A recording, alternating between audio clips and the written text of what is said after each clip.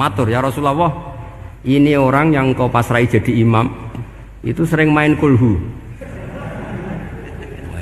Akhirnya Nabi memanggil, ya Fulan, kenapa kamu suka baca kulhu? Li'annaha sifatur rahman, karena dalam surat kulhu itu semuanya menerangkan sifatnya Allah Ta'ala. Maka saya suka itu.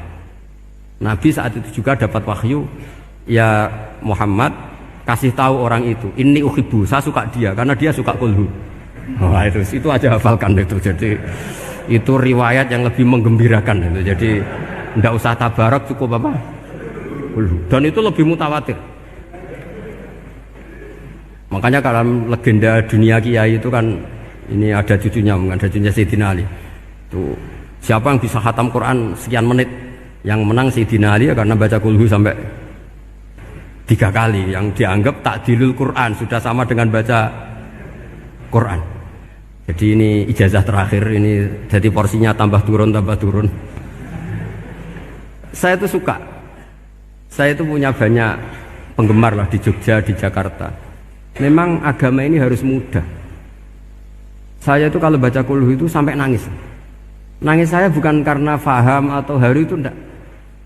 Sebaik itu Allah, masa gara-gara hafal kulhu, main kulhu dicintainya? Ya karena memang Allah itu benar-benar zat yang baik. Makanya saya punya teman itu kurang ajarnya, Masya Allah, kalau tes ditanya rukun Islam berapa, nawakidul wudhu berapa, muftitatus sholat berapa, semuanya dijawab la ilaha illallah. Terakhir ditulis kafir Pak, sama anak nyalano iki. Nyalano la ilaha illallah kafir apa enggak? Gurunya bingung kan akhir. Di ek iku la ilaha illallah kok di ek. Akhirnya bocah diceluk, "Cung maksud piye? Mun sampean wani ngeek Pak, kafir Pak." Akhirnya sugahno ribet-ribet. Pertanyaan apa tuh?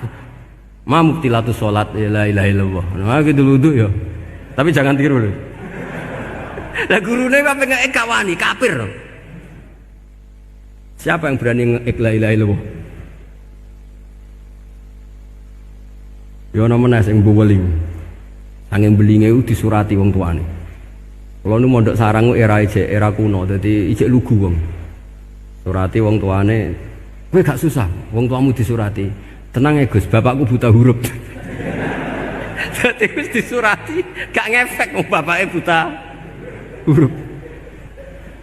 Nah, di Islam, saya ulang lagi di Islam, dengan tanda kutip kesalahan-kesalahan kecil gini ku zaman Nabi, sahabatnya Nabi, iku kabeh itu jadi berkah.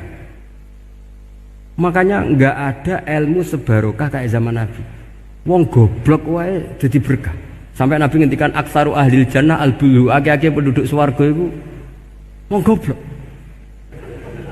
Mergo wong goblok iku piye? Apa dimangkeli iku ya gaweane pangeran. Nabi itu pernah disomasi wong goblok.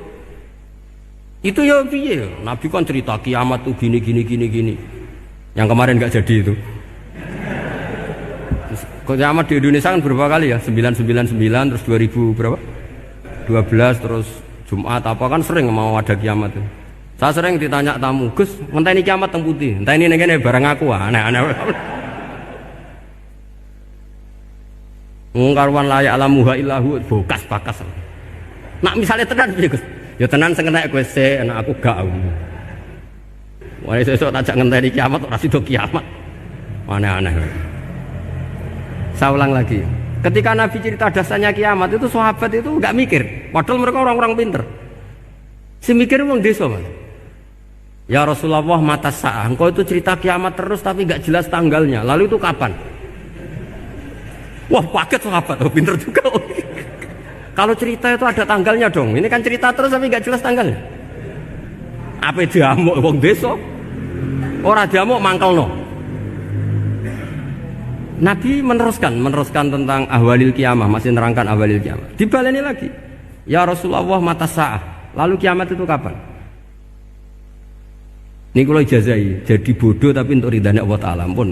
Kalau lah kadang jadi wong pinter gue nyesal. Ribet. Dikongkonan dikongkon Pak Najib barang ini akhirnya. Gara-gara pinter. Padahal engkau ya wong bodoh lah mlebu swarga, ribet kan? Direwangi dadi wong alim, sebelum kok wong bodone ya melok mlebu swarga. Wong gelombang kedua itu pengumumannya siapa pencinta Nabi, pencinta wong alim masuk swarga. Yang pertama seleksinya agak ketat, yang kedua itu ya Muhibbin mun cukup mun. Jadi sebenarnya swarga ya ketemu wong ra jelas-jelas nih. Wah repot ya. Akhirnya ketika Nabi gak jawab, sahabat itu banyak yang analisis kariha maqala, lam yasma, ada yang bilang lam yasma, memang Nabi tidak dengar. Ada yang analisis sami'a wa kariha maqala, sebenarnya Nabi itu dengar tapi gak suka karena pas khutbah di-cut, masih diinterupsi. Karena diulang-ulang lagi akhirnya akhirnya Arabi tadi mengulang-ulang lagi, akhirnya Nabi jawab. Karena Nabi itu orang yang sangat pintar, jawabnya ma'atatalaha, kamu kok berani tanya kiamat kapan, persiapan kamu apa? Fawawahi ma'atatulaha kabira sholatin wala siyamin wala kata wa kata walakinni uhibbuka. Ya menang ya pede. Apa Nabi tanya persiapan saya? Oh kalau sholat saya biasa kok bangga. Wes wong desa biasa kok. Fawawahi ma'atatulaha kabira sholatin, saya sholatnya biasa, puasa biasa. Maksudnya yang wajib-wajib tok lah, ndak aneh-aneh. Tapi walakinni uhibbuka, tapi saya ini mencintai engkau. Apa jawabannya Nabi? Almar'u ma'aman ahabba. Dan itu melegenda seluruh dunia, baru kayak Bedui. Jadi semua orang yang hafal hadis almar'u ma'aman ahabba atau anta ma'aman ahbabta, itu barokatu hadal Badui, karena berkahnya orang Bedui. Dan hadis itu mutawatir karena dikatakan Nabi ketika khutbah, orangnya banyak yang hadir banyak. Barokahnya orang Bedui, gak disopan santun. Mukjizatnya Nabi seringnya gara-gara orang Bedui. Nabi khutbah, wis khutbah cerita akhirat, cerita kebaikan. Ya Rasulullah, khutbah mohon bakas akhirat kebaikan. Sekarang itu tidak ada hujan, halakatil amwal. Sekarang harta hilang semua. Hewan-hewan sudah mau mati semua karena apa? Kekeringan. Mohon jenengan rasa bakas niku, pun jaluk udan mohon. Nabi langsung Allahumma wah langsung udan tuwers. Nak jari ulama lah, Nabi berodok gelos putih udan seminggu nganti akhirnya sapi ini aku gak mati krono kehausan tapi kelentir. Parani nih Nabi, ini orang rasa salah paren. Ya Rasulullah, wong kula njuk donga udan ben ra mati, saiki mati tenggelam. Mun lereni itu santai weh. Dan saya minta doa hujan supaya hewan-hewan itu bisa minum dan seger. Dan ini malah dok kelentir. Akhirnya Nabi itu nuruti meneng. Allahumma hawalena wala alena Allahumma alal akam wa dzirab terus. Di wong desa. Betapa barokahnya wong desa iki orang tahu. Betapa Rasulullah itu sekali ngendikan alam itu harus tunduk. Jadi min mu'jizati Rasulullah sallallahu alaihi wasallam itu sekali ngendikan alam itu harus ngikuti. Jadi Nabi misalnya ngendikan hujan, itu panitia hujan, malaikat hujan harus nuruti. Nabi ngendikan berhenti juga harus berhenti.